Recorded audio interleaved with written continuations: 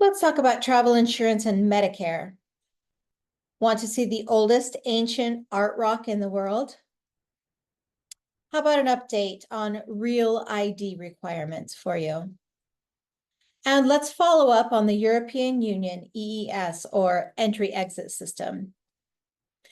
Athens is going to cut short-term rental licenses. Stay tuned to get the details on these stories and more, bringing you the top travel headlines from around the world now. But first,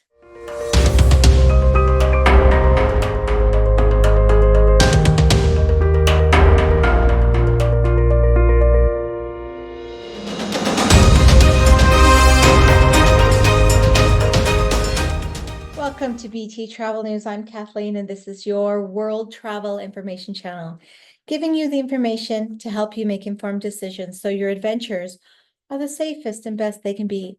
We also share insights into new and innovative ways to travel around the world. Now, on to the first headline.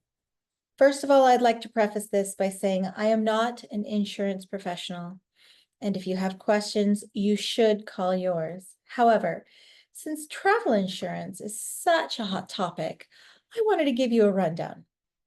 Medicare may cover the costs of emergency room visits, ambulatory services, and inpatient hospital stays, but the criteria to have Medicare cover this is small and limited when traveling.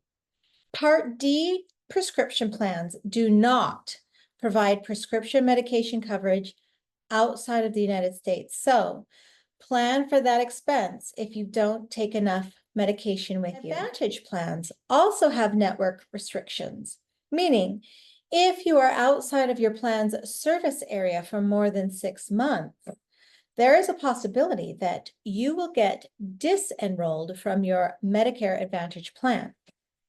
Medicare offers a program called Medigap. This offers a series of plans which offers international coverage for emergency care received abroad. Now, it is important to understand that these plans have limitations, such as a lifetime benefit limit of $50,000, and it will only pay for an emergency during the first 60 days you are outside the country. Long story short, check with your licensed insurance professional about all of this. And if all of this is too convoluted and makes your head spin, we have an easy solution. Our trusted travel advisor has a short list of trusted travel insurance options for both short and long-term coverage, which will cover you from tip to toe. There's a link below how to contact our travel advisor.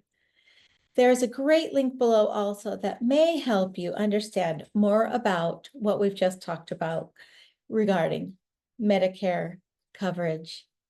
Headline 2, if ancient artwork is your jam and want a luxe adventure while doing it, then this might be the ticket for you.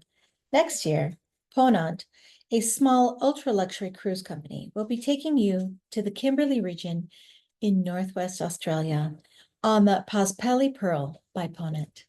This 30-guest boutique expedition motor yacht will sail on her inaugural 10-night expedition on January the 10th in 2025 from Dili in Timor-Leste to Bali. Within this remote wilderness is where you will be able to get up close and personal with what is known as Wandjina and Gwion art, offering you a rare opportunity to witness the cultural heritage of the Kimberley up close. Pair this with the rugged and untouched habitat of the world's largest reptile, the saltwater crocodile, and along with 4 expert expedition guides on each excursion, you are sure to find yourself learning more than you ever thought possible about this untouched part of the world. This is a voyage for those who seek adventure, connection, and an understanding of a region where history, culture, and nature converge in harmony. Contact your local travel advisor to join in on this inaugural adventure. Headline 3. TSA first introduced the Real ID requirement back in 2008.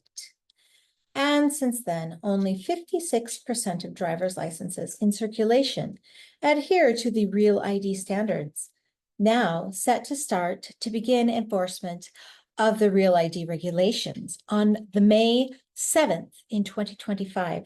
Travelers without a Real ID could face delays at airport security checkpoints. Quote, TSA is engaging with the public, licensing jurisdictions and states to facilitate a smooth transition into Real ID enforcement beginning May 7th of 2025, unquote, said TSA Administrator David Petkowski. To be on the safe side, just make sure you take the time to get this done. Traveling and security is already difficult enough. You've got about 7 months, so do yourself a favor. Don't forget to get your Real ID. Headline 4. Designed to enhance the visitor experience and improve safety and security within the bloc, the EU's new Entry-Exit System, or EES, is a biometric system relying on fingerprints and digital photos for identification for all non-EU travelers visiting the 29 participating European countries for short stays, which is defined as up to 90 days in any 180-day period. As confirmed by the EU Commissioner, Ylva Johansson, it is still set to take effect on November the 10th, 2024. Quote, at every single airport, every single harbor, and every single road into Europe, we will have digital border controls, all connected, all switched on at the very same time, unquote. EU Commissioner Ylva Johansson said following this launch in early 2025, the European Travel Information and Authorization System, or ETIAS, will be rolled out. This will require visitors from these countries to link travel authorization to their passport to enter 30 European countries for short-term stays of up to 90 days in any 180-day period through ETIAS. The authorization is valid for 3 years or until the individual's passport expires, costing about $8 for travelers between the ages of 18 and 70. So what do you need to do? If you are traveling on or after November the 10th of this year, you will need to participate in the EES to enter the EU. Then, beginning next year, you will need to register through ETIAS and pay the fee before your trip in order to gain authorization for your trip into or through the EU. Talk to your local travel advisor about these new regulations for more information. Headline 5. Today, the Greek government announced that starting in January of 2025, there will be no more licenses issued for short-term rentals in 3 central districts of Athens, Greece, for a minimum of 1 year.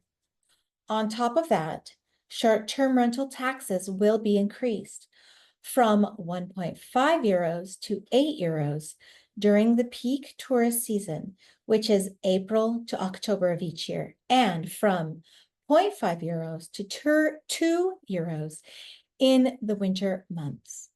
Keeping in mind that traveling outside of the high seasons, say on the shoulder seasons, gives you ample opportunity to embrace lower costs, less tourists, better weather, and more options open to you because those must-see things won't be booked up and the locals will be more welcoming to you.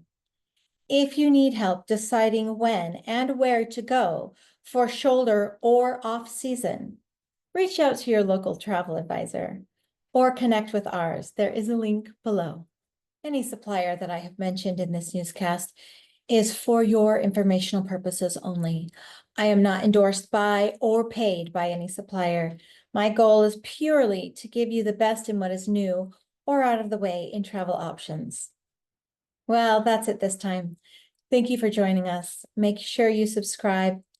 please give us a thumbs up. It does help with our algorithms. And turn on that notification bell to stay in the loop of what's happening with the world of travel. Ta-ta for now. Wishing you safe travels and great adventures ahead.